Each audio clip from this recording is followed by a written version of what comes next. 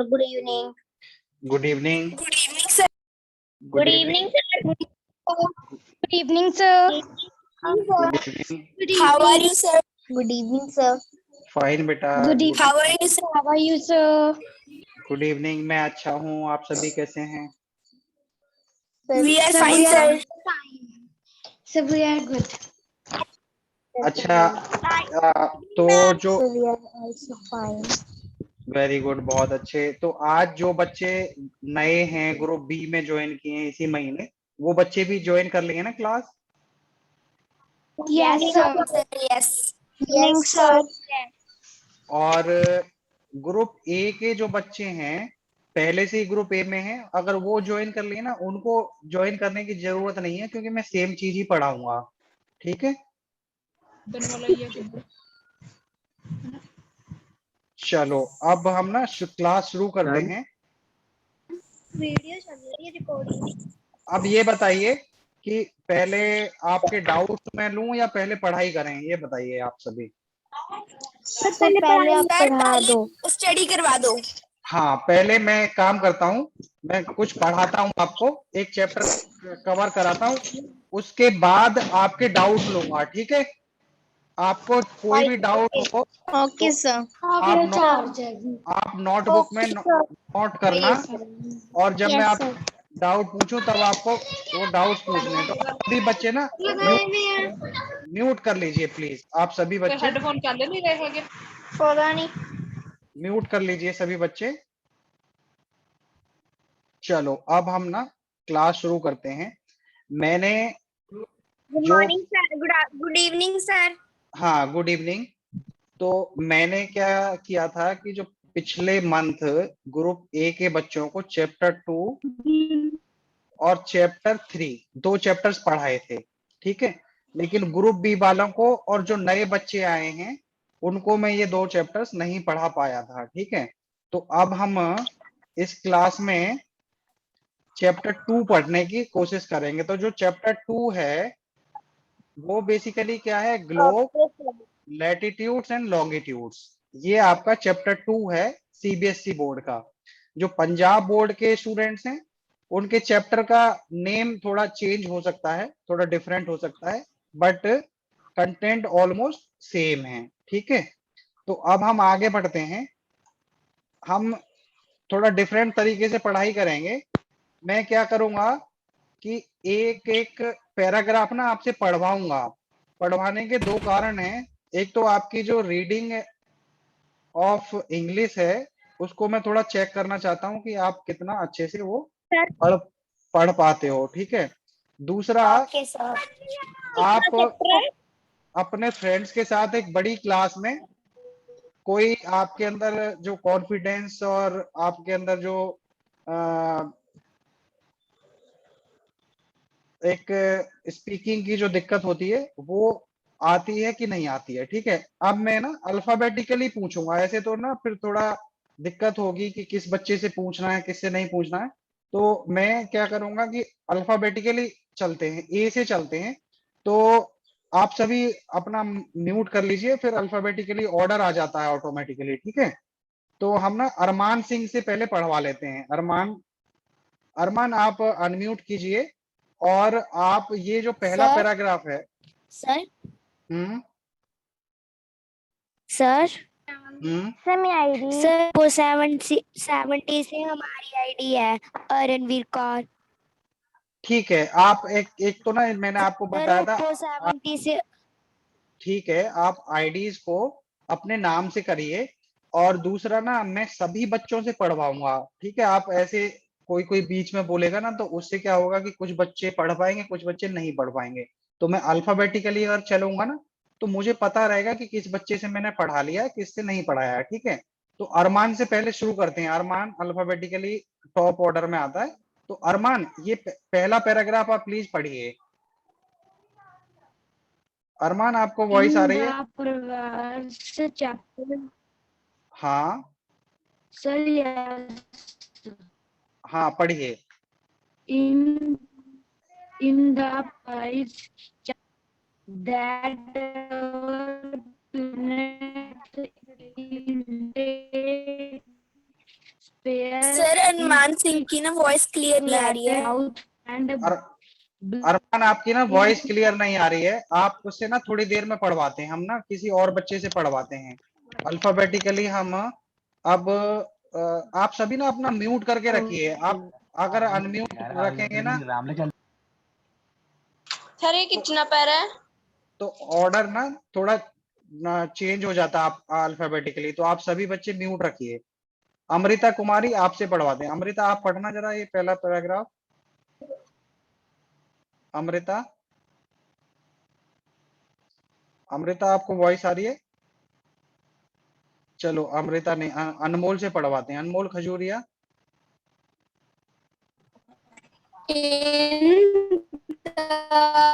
In the you have declared सब voice नहीं clear आ रही है। आपकी भी वॉइस थोड़ी दिक्कत है। अंशिका आप पढ़ो। Anshika. Sir, voice Yes, sir. हाँ In the Anshika. previous we have read that our planet Earth is not a sphere, it is slightly slanted, and the north and the south poles and bulge in the middle. Can you imagine how it looks? You may look at a globe carefully in your classroom to get an idea. Globe is a true model miniature form of the Earth. ठीक है, अब देखो मैंने पढ़वाया है। मैं एक चीज आपको बताना भूल गया था कि जिसे अंशिका ने पढ़ा था ना, तो अंशिका ने जो पढ़ा है आप सभी बच्चों को उसका सुनना है, और उसकी ना जो कमियां हैं, उसकी प्रोनाउंसिएशन में जो कमियां हैं या उसने कोई वर्ड मिस कर दिया है, उसको ध्यान देने की जरूरत है। तो आप में से कोई भी बच्चा ये बताइए कि अंशिका ने, आप सभी म्यूट कर लीजिए, आप मुझे ये बताइए कि अंशिका ने जो पढ़ा था उसमें क्या मिस्टेक उसने की है। कोई बच्चा बता पाएगा कि उसने क्या मिस्टेक? मैम कुछ सर मैं एक बताऊं मिस्टेक? सर मैं एक मिस्टेक बताऊं? हाँ हाँ बताइए। सर इसने ना फ्लैटेंड नहीं बोला सर, इसने कुछ और प्रोनाउंसिएशन इसकी निकाल दी सर। फ्लैटेंड है इसकी सही प्रोनाउंसिएशन। हाँ फ्लैट एंड वेरी गुड। का यू बना दिया। हाँ ठीक है, वेरी गुड। और कोई मिस्टेक की?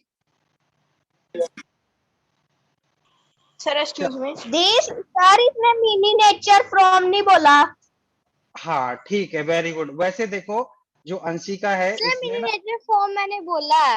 हाँ अंशिका ने वैसे ओवरऑल ठीक पढ़ा था, बट ये जो 2-3 मिस्टेक्स थी ये उसने डेफिनेटली की हैं। तो अंशिका जब भी आप पढ़ो तो थोड़ा सा केयरफुली आप पढ़ो, स्लो पढ़ो, और जो फुल स्टॉप है, इन 3 मिस्टेक्स के अलावा क्या है कि जैसे फुल स्टॉप आता है तो वहां पे एक छोटा सा पॉज देना होता है, और उसके बाद फिर नेक्स्ट जो सेंटेंस शुरू होता है वो करना है। ठीक है, ओवरऑल आपका वैसे अच्छा था। तो ये पैराग्राफ को ना मैं एक बार एक्सप्लेन कर देता हूँ।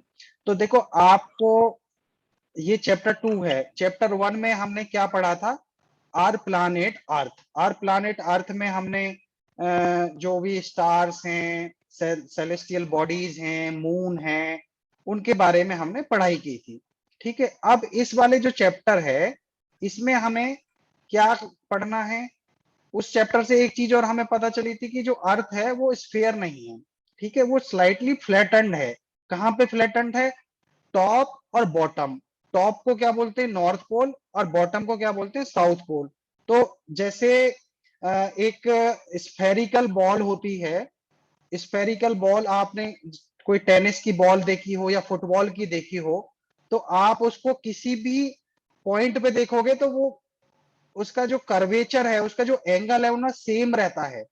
लेकिन हमारी अर्थ के केस में क्या है, मैं आपको पिक्चर में दिखाता हूँ नेक्स्ट स्लाइड में, तो आपको और अच्छे से क्लियर हो जाएगा।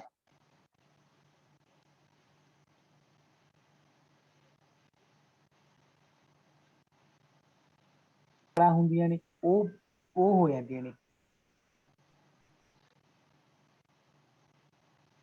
तो जैसे ये देखो पिक्चर है लैटिट्यूड्स की, तो इसमें क्या है कि जो ऊपर जहां पर नॉर्थ पोल लिखा हुआ वो ना थोड़ा फ्लैट होता है। वो हमारी जैसे बॉल है, बॉल में हर पॉइंट का जो एंगल ऑफ रोटेट एंगल है या उसका जो कर्वेचर है वो सेम रहता है, लेकिन इस केस में क्या है कि टॉप और बॉटम में ना फ्लैट होता है। जैसे गेंद है ना, जैसे कोई आपकी बॉल है, उस बॉल को आप टॉप से थोड़ा सा स्लाइस कर दो और बॉटम से भी थोड़ा स्लाइस कर दो, तो जो नेट शेप आएगी वो हमारी अर्थ की जो शेप है उससे मिलती जुलती है। ठीक है, तो और दूसरा जो सेंटर है, सेंटर से क्या है कि जैसे बॉल होती है, वो मैंने बताया कि उसका जो एंगल है वो हर पॉइंट पे सेम रहता है, लेकिन हमारी जो अर्थ है उसका जो सेंटर है, सेंटर से थोड़ी सी बल्ज्ड है, मतलब कि सेंटर में उसका जो रेडियस है वो थोड़ा ज्यादा है, और परपेंडिकुलर और किसी और पॉइंट पे अगर हम उसका रेडियस निकालते हैं तो वो डिफरेंट होता है, मतलब कि सेंटर से थोड़ी सी फैली हुई है। तो इस तरह की कुछ शेप हमारी अर्थ की है। या आप इमेजिन कर लीजिए कि एक सॉलिड बॉल है, उस सॉलिड बॉल को हमने टॉप और बॉटम से थोड़ा सा स्लाइस कर दिया और फिर थोड़ा सा प्रेस कर दिया। तो जब प्रेस करेंगे टॉप और बॉटम से, तो क्या होगा कि सेंटर से थोड़ा सा साइड में वो बल्ज्ड हो जाएगी। तो इस तरह की कुछ शेप हमारी प्लानेट अर्थ की है। ठीक है, ये आपको क्लियर हुआ या अभी इसमें कुछ डाउट है किसी बच्चे को? सर क्लियर है। सर अच्छा, क्लियर है। सर क्लियर है। क्लियर है। सब क्लियर है। ऑल क्लियर, सब नो क्लियर डाउट। है। ठीक है, ठीक है, वेरी गुड, वेरी गुड। ठीक है, तो सर ऑल इज क्लियर। हाँ, तो ये जो पहला पैराग्राफ है इसमें यही बताया गया है कि हमने जो पिछला जो चैप्टर था उसमें प्लानेट अर्थ के बारे में पढ़ा कि वो स्फेयर नहीं है, वो टॉप और बॉटम से फ्लैटेंड है, सेंटर से बल्ज्ड है। ठीक है, फिर आगे उसके बारे में क्या बताया गया है कि इसको ज्यादा अच्छे से क्लियर करना है तो ग्लोब आप देखो तो आपको एक आइडिया लग जाएगा। ठीक है, अब नेक्स्ट पैराग्राफ भी अंशिका आप पढ़ोगी? Okay, sir. हाँ, Globes made of varying size and type, big ones which cannot be carried easily, small pocket globes, and globe-like balloons which can be inflated and are handy and carried with ease. The globe is not fixed. It can be rotated the same way as a top spin or a potter's wheel is rotated. On the globe, countries, continents, and oceans are shown in their correct size. हाँ, very good. अब बच्चों बताओगे इसने अंशिका ने कहाँ कहाँ mistake की? Sir जो ग्लोब उसमें भी नहीं बोला सर, मुझे स्क्रीन अच्छे से विजिबल नहीं हो रही। आपको स्क्रीन विजिबल है सभी बच्चों को? Sir yes, screen is visible to us. हाँ, वो बेटा आपके ना सर नेटवर्क का इशू होगा, आप उसको ना रिफ्रेश कर लीजिए या क्लास एग्जिट करके दोबारा से ज्वाइन कर लीजिए। सर मैं क्लास एग्जिट करके फिर से ज्वाइन करती हूँ। हाँ हाँ, फिर आपको क्लियर दिखेगा। तो देखो इसने ओके सर। डी और इस तरह की छोटी छोटी मिस्टेक्स की थी। आप मेजर मिस्टेक्स भी, जैसे इसने क्या किया कि इन्फ्लेटेड है उसको गलत प्रोनाउंस किया था। ठीक है, और भी हाँ सर जो आ रही हो सर इस बुक का फ्रंट पेज हाँ, तो अब हम आगे बढ़ते हैं। इस पैराग्राफ से हमें क्या की वॉइस क्लियर है। अरमान, आपकी ना वॉइस क्लियर नहीं है, आप आपके नेटवर्क की थोड़ी दिक्कत है। ठीक है, चलो हम आप गुड ये evening sir. Good evening Amrita. हम ना ये चैप्टर डिस्कस करते हैं। इस पैराग्राफ में क्या है कि जो ग्लोब है उसका डिफरेंट साइज होता है और उसकी डिफरेंट टाइप्स भी होती हैं। साइज से मतलब क्या है कि छोटी, बड़ी और बड़ी और बड़ी और बड़ी। टाइप से क्या मतलब है? Big ones which can not be carried easily, बहुत बड़ी, और स्मॉल पॉकेट ग्लोब्स, बहुत छोटी, और ग्लोब लाइक बलून्स। देखो एक सेकेंड, जो देखो यहाँ दो चीज हैं ध्यान देने वाली, एक है साइज और दूसरा है type. Big ones small pocket globes, ये दोनों की दोनों आती है साइज की कैटेगरी में।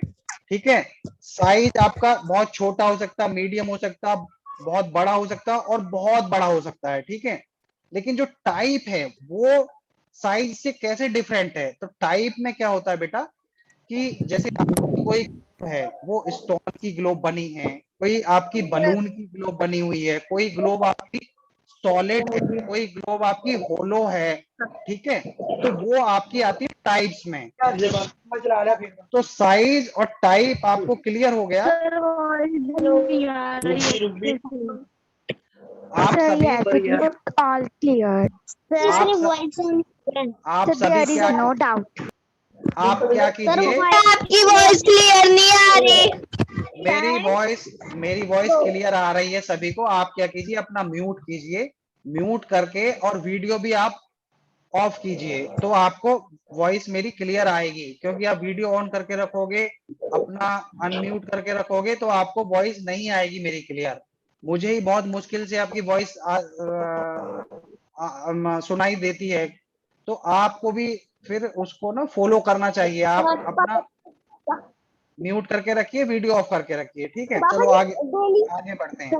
सर हम्म, सर हमें टाइप्स नहीं समझ में आया।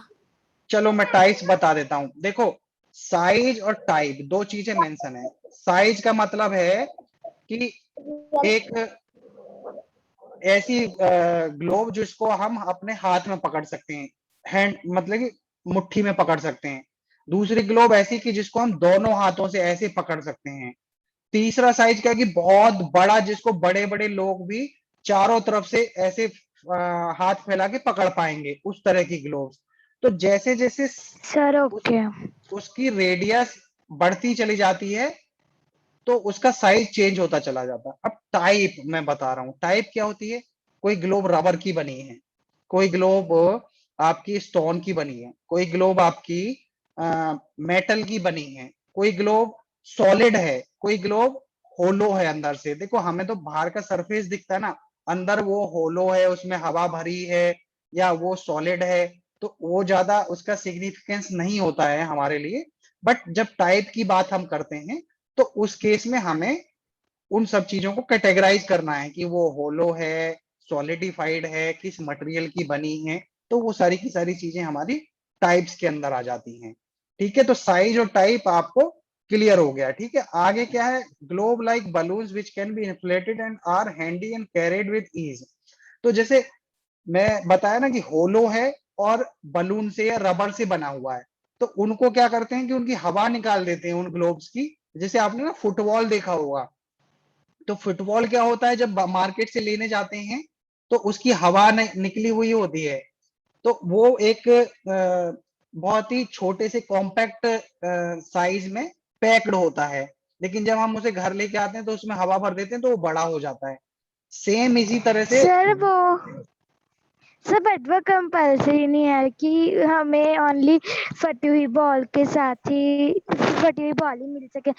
मतलब उसमें हवा भरी वाली बॉल भी हम मार्केट से बाय कर सकते हैं। बिल्कुल कर सकते हैं। मैं तो आपको सिर्फ टाइप्स बता रहा हूं। तो ऐसी ग्लोब्स भी आती हैं जो ऑलरेडी एक शेप में होती हैं, उनके अंदर हवा भरने की जरूरत नहीं होती है, क्योंकि उनका जो मटेरियल है ना वो ऑलरेडी इस तरह से होता है कि उसके अंदर कुछ स्ट्रेंथ होती है, तो उसमें आप हवा भरो या मत भरो वो अपनी शेप कैरी करते हैं।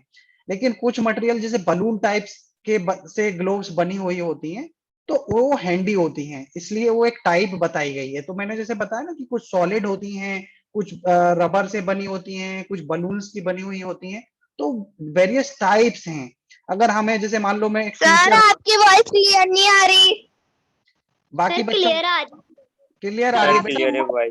आप अपना ना रिफ्रेश कर लीजिए। क्लियर आ रही है। Sir, your voice is clear.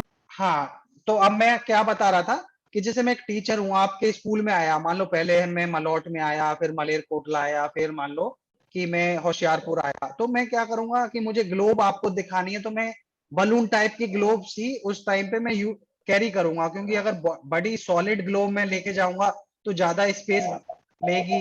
तो जब हम लोग ना क्या एजुकेशनल ट्रिप्स पे जाते हैं या कोई हमारे एजुकेशनल टूर्स होते हैं, सर आपकी वॉइस क्लियर नहीं आ रही। का ना नेटवर्क इशू है, तो आप क्या कीजिए, दोबारा से क्लास ज्वाइन कर लीजिए या रिफ्रेश कर लीजिए। बाकी सभी बच्चों को मेरी वॉइस क्लियर आ रही है, सही है। ठीक है। तो नेक्स्ट क्या है कि ग्लोब इज नॉट फिक्स्ड। तो एक और इम्पोर्टेंट चीज है कि जो ग्लोब है ना वो फिक्स नहीं है। क्यों फिक्स नहीं है, कोई बता सकता है कि ग्लोब फिक्स क्यों नहीं होती है? नॉट शेयरिंग सर वो घूमती रहती है। हाँ सर कि क्योंकि वो हमने उसे घुमाना सर होता है। क्योंकि वो घूमती रहती है।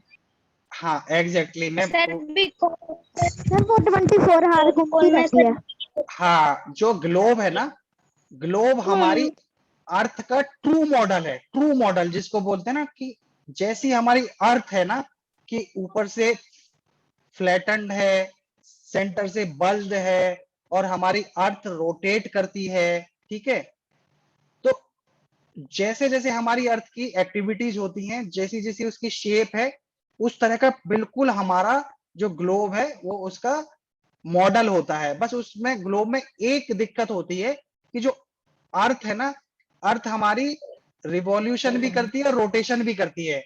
तो जो रिवॉल्यूशन वाला जो आ, आ, उसका जो मूवमेंट है वो हमारी ग्लोब में नहीं होता। रोटेशन वाला तो होता है कि वो अपनी एक्सिस के चारों तरफ रोटेट करती है, वो तो हम रिप्लीकेट कर पाते हैं। तो जो ग्लोब है वो नियर ट्रू मॉडल है हमारी अर्थ का।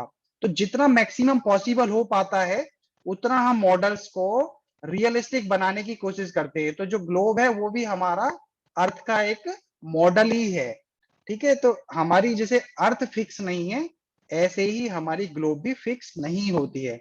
It can be rotated the same way as a top spin और a potter's wheel is rotated. आपने ये पोर्टर्स व्हील देखा है?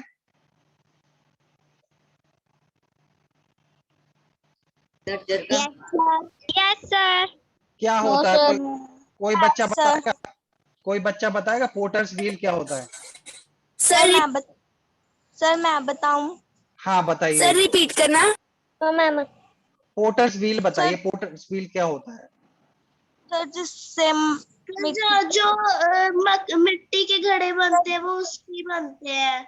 एग्जैक्टली बहुत अच्छे, बहुत बढ़िया। तो जो हमारा जो कुम्हार होते हैं, जो मतलब कि मिट्टी का काम करते हैं, ठीक है, वो लोग जो हमारे घड़े बनाते हैं, तो आपने वो देखा होगा कि वो ऐसे व्हील रोटेट करता रहता है। तो हमारी जो अर्थ है ना उसका रोटेशन भी उसी तरह का ही होता है, ठीक है। और दूसरा आगे हम बढ़ते हैं, on the globe countries sir और आपकी आवाज नहीं आ रही।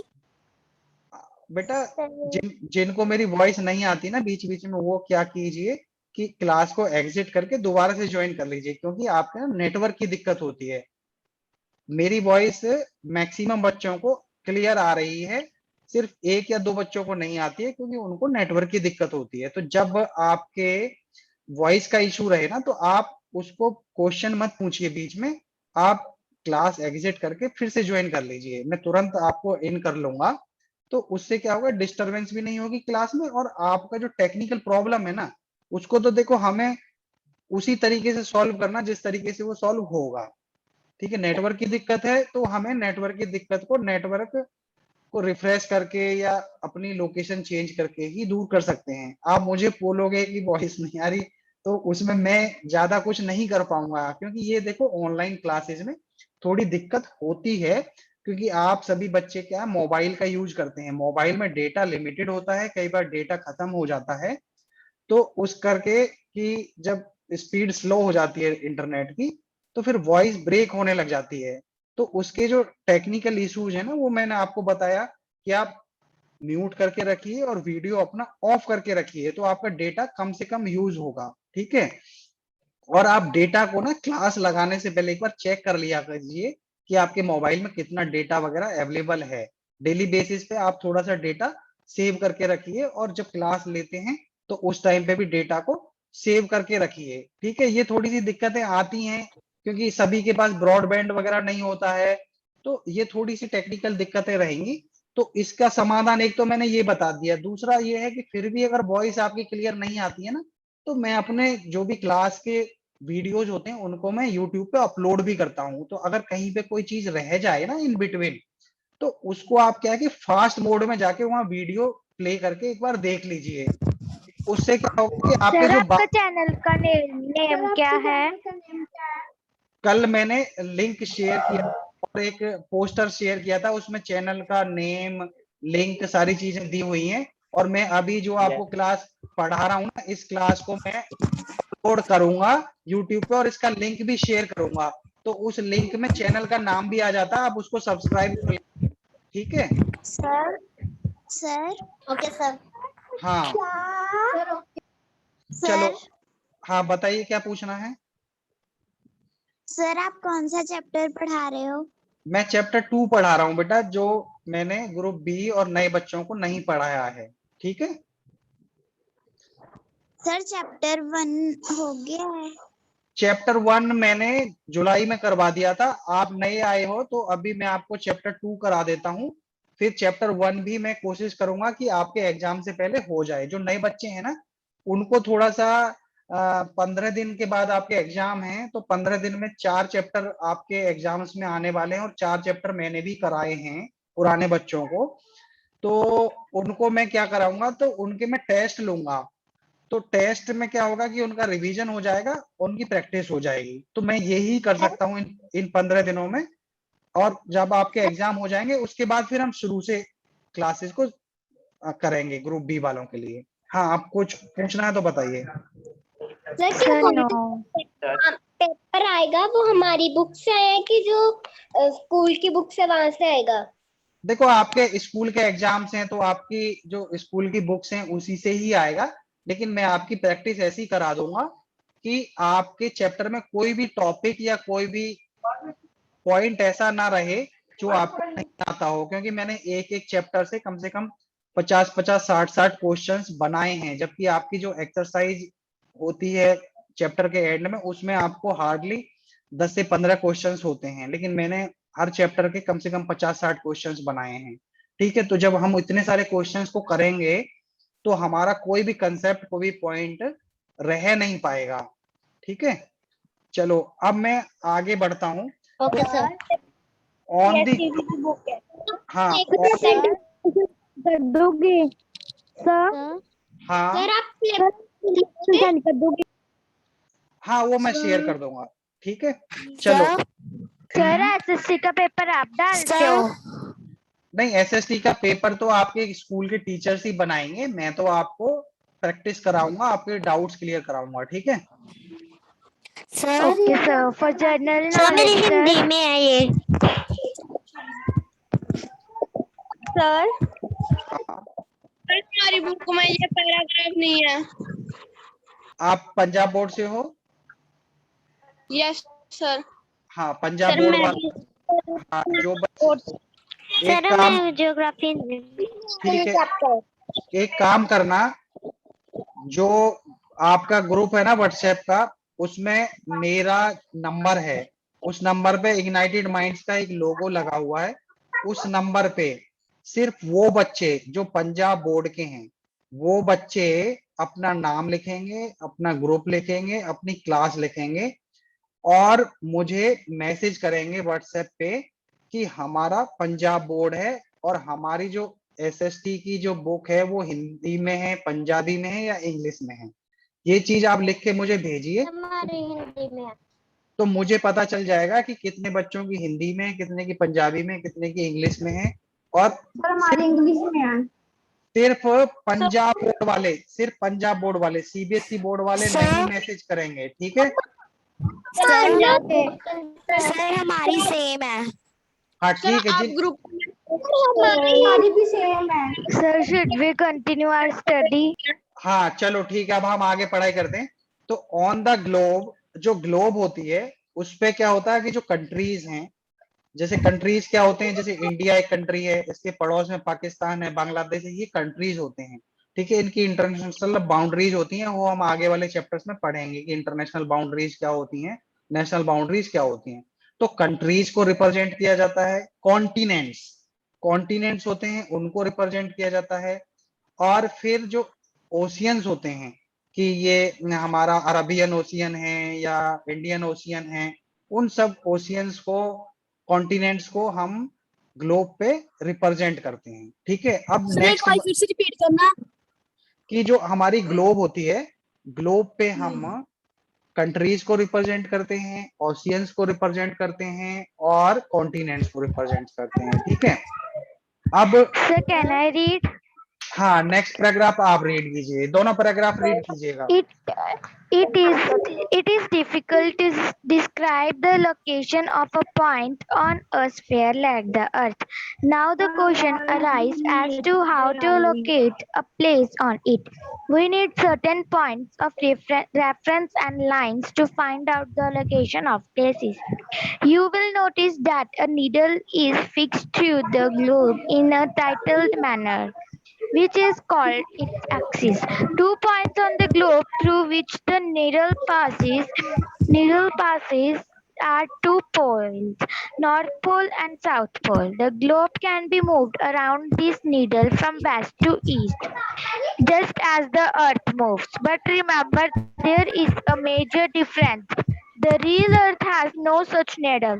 It moves around its axis, which is an imaginary line. हाँ, वेरी गुड। तो आपकी ना एक आपने जो टिल्टेड है उसको टिल्टेड प्रोनाउंस किया था, उसको आप करेक्ट कर लीजिए। बाकी ओवरऑल अच्छा था रीड। अब हम ना आपकी मिस्टेक डिस्कस नहीं करेंगे, पैराग्राफ्स को डिस्कस करेंगे। ठीक है, तो देखो Okay, sir. इसको मैं बताता हूँ, आपको एक्सप्लेन करता हूँ। आप ना सभी म्यूट सभी को म्यूट कर दो एक बार। हाँ, मैं खुद ही म्यूट कर देता हूँ। तो अब मैं क्या कह रहा था कि ये जो 2 पैराग्राफ्स हैं, पहले पैराग्राफ से हमें क्या पता चलता है कि जो हमारी अर्थ है और उसका जो मॉडल है ग्लोब, उस पे अगर हमें कोई चीज लोकेट करनी है, तो इतना बड़ा स्फीयर है तो हम कैसे लोकेट करेंगे? तो हमें कोई सर्टेन रेफरेंस पॉइंट्स चाहिए। बिना रेफरेंस पॉइंट्स के हम उसको लोकेट नहीं कर पाएंगे, बहुत डिफिकल्टी होती है। तो उन रेफरेंस पॉइंट्स को ही हम इस चैप्टर के अंदर पढ़ने वाले हैं कि वो रेफरेंस पॉइंट्स क्या होते हैं। जैसे लैटिट्यूड्स है, लॉन्गिट्यूड्स है, ये रेफरेंस पॉइंट्स हैं। ठीक है, तो उससे पहले क्या है, we need certain points of reference and lines to find the location of places. तो लैटिट्यूड्स और लॉन्गिट्यूड्स आपके रेफरेंस पॉइंट्स हैं, वो हम नेक्स्ट स्लाइड में पढ़ेंगे। ठीक है, अब इसको थोड़ा सिंपल करने के लिए, जो ग्लोब है, अब ग्लोब जैसे रोटेट करती है, तो रोटेट कैसे करती है? उसमें एक निडल होती है, टॉप से लेके बॉटम तक वो निडल जाती है और आगे ऊपर हुक्स पे वो लगी रहती है। जैसा कि अभी आपको मैं दिखाया था,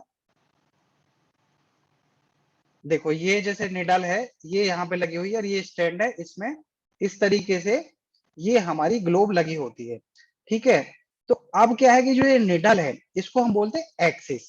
और जो एक्सिस है ना, इस तरह की निडल हमारी जो रियल अर्थ है उसमें कहीं पे कोई इस तरह की निडल नहीं होती है, वो एक वर्चुअल एक्सिस है हमारी अंडरस्टैंडिंग के लिए, हमारी जो रेफरेंस पॉइंट्स हैं उनको डिफाइन करने के लिए।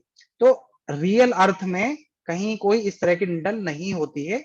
हमने मॉडल्स को सिंपल करने के लिए और चीजों को समझने के लिए हमने एक अज्यूम की हुई है कि एक निडल पास करती है, टॉप पे नॉर्थ पोल है और बॉटम में साउथ पोल है। तो 2 points on the globe through which the needle passes are 2 poles, north pole and south pole. ठीक है, the globe can be moved around this needle from west to east. तो जो globe है, इस needle एक तो टिल्टेड है। Tilted क्या दिखाती है कि जो हमारी अर्थ है रियली में वो टिल्टेड ही है, वो ऐसे नहीं है, बिल्कुल सीधी नहीं है, वो एक एंगल पे सर्टेन डिग्री पे वो टिल्टेड है और उसी पर्टिकुलर एंगल को मेंटेन करती है जब वो रिवॉल्यूशन करती है सन के चारों तरफ, और जब वो रोटेशन करती है तो भी उस एंगल ऑफ टिल्ट को वो मेंटेन करती है। और उसका जो ग्लोब का मूवमेंट होता है वो क्या, किस डायरेक्शन से किस डायरेक्शन में होता है? West to east. ठीक है, just as the earth moves, जैसे हमारी अर्थ भी वेस्ट टू ईस्ट मूव करती है। ठीक है, but remember there is a major difference, the real earth has no such needle. तो जैसा मैंने बताया कि रियल जो अर्थ है उसमें कोई इस तरह की निडल नहीं होती है, कोई इस तरह की एक्सिस नहीं होती है। वो सिर्फ हमने सिंप्लिसिटी के लिए बनाई हुई होती है। ठीक है, अब नेक्स्ट जो स्लाइड है ये हम कर लेते हैं। तो इसमें क्या है, मैं खुद ही पढ़ लेता हूं ये वाली। Another imaginary line running on the globe divides it into two equal parts, this line is known as the equator. तो हॉरिजॉन्टली सेंटर में एक लाइन होती है, ये लाइन भी वर्चुअल है, रियली में ये लाइन कहीं पे हमें दिखती नहीं है कि ऐसे मार्किंग, जैसे इस पिक्चर में आपको मार्किंग हुई है, ऐसी रियल अर्थ में कहीं पे ये मार्किंग नहीं है, ये भी वर्चुअल है। और हमने इमेजिन किया हुआ है कि वो लाइन हॉरिजॉन्टली, ये देख रहे हो आप हॉरिजॉन्टली लाइन, जो हमारी अर्थ है उसको टू इक्वल पार्ट्स, अगर जैसे कोई बॉल आप लो और बॉल को बिल्कुल सेंटर से स्लाइस कर दो, तो टॉप वाला एक पार्ट और बॉटम वाला एक पार्ट, दोनों part volume wise wait wise same रहेंगे। तो वो लाइन जो हमारी अर्थ को हॉरिजॉन्टली इक्वली टू पार्ट्स में डिवाइड करती है, उसको हमने इक्वेटर का नाम दे दिया। ठीक है, the northern half the earth is known as the northern hemisphere. तो नॉर्थर्न हाफ कौन सा है, ऊपर वाले को हम नॉर्थर्न हाफ बोलते हैं और नीचे वाले को हम साउथर्न हाफ बोलते हैं। तो जो ऊपर वाला आधा पार्ट है उसको हम बोलते हैं नॉर्थर्न हेमिस्फीयर, और जो नीचे वाला आधा हिस्सा है हमारी अर्थ का उसको हम बोलते हैं साउथर्न हेमिस्फीयर। ठीक है, they are both equal halves, दोनों बराबर के टुकड़े होते हैं। Therefore, the equator is an imaginary circular line and is a very important reference point to locate places on the earth. मैंने कहा ना कि ये इमेजिनरी लाइन है, कोई रियल लाइन नहीं है, लेकिन बहुत इंपॉर्टेंट है। चाहे स्पेस के मिशन हो उनके लिए भी ये डिसाइडिंग फैक्टर होता है, या कोई चीज हमें लोकेट करनी है कि हमारा इंडिया अर्थ पे कहाँ पे लोकेटेड है, तो ग्लोब पे हम दिखाते हैं कि ये इंडिया है। तो इन सब लोकेशंस के लिए, रेफरेंसेस के लिए इक्वेटर बहुत ही इंपॉर्टेंट लाइन होती है। ठीक है, नेक्स्ट क्या है, all parallel circles from the equator up to the poles are called parallels of latitudes. Latitudes are measured in degrees. तो ये जो इक्वेटर है, एक आप देख रहे हो कि गाढ़ी लाइन है, काली लाइन दिख रही है हॉरिजॉन्टली, और इक्वेटर भी लिखा हुआ है। इसके पैरेलली जो ऊपर और नीचे लाइंस होती हैं उनको हम पैरेलल्स ऑफ लैटिट्यूड्स बोलते हैं। तो जो हॉरिजॉन्टली इक्वेटर के ऊपर और नीचे पैरेलल लाइंस होती हैं उनको हम लैटिट्यूड्स बोलते हैं। और जो हमारी वर्टिकल लाइंस हैं, वर्टिकल लाइंस जैसे आप देख रहे हो, ये ऊपर से नॉर्थ पोल से नीचे की तरफ लाइंस आ रही हैं, इनको हम बोलते हैं लॉन्गिट्यूड्स। इनके बारे में हम डिटेल्ड जो डिस्कशन होगा वो हम कल की क्लास में करेंगे। और जो बच्चे पुराने हैं उनको मैं कोई टेस्ट नहीं दूंगा, लेकिन जो ग्रुप बी वाले बच्चे हैं उनको मैं चैप्टर 1 और चैप्टर 2 के गूगल फॉर्म्स के टेस्ट शेयर करूंगा। तो मुझे एक आइडिया लगेगा कि उन बच्चों को कितना उनके स्कूल के टीचर्स ने पढ़ाया है और उनको कितना आता है। तो चैप्टर 1 और चैप्टर 2 के टेस्ट में ग्रुप बी वाले बच्चों के साथ शेयर करूंगा। ठीक है, और वो बच्चे जो ग्रुप बी से ग्रुप ए में आए हैं उनके साथ में चैप्टर 2 वाला टेस्ट शेयर करूंगा। तो इस क्लास के तुरंत बाद में ये दो डिफरेंट टेस्ट आप लोगों के ग्रुप में शेयर करने वाला हूं। ठीक है, तो इसी के साथ हम क्लास को खत्म करते हैं। जय हिंद, जय भारत।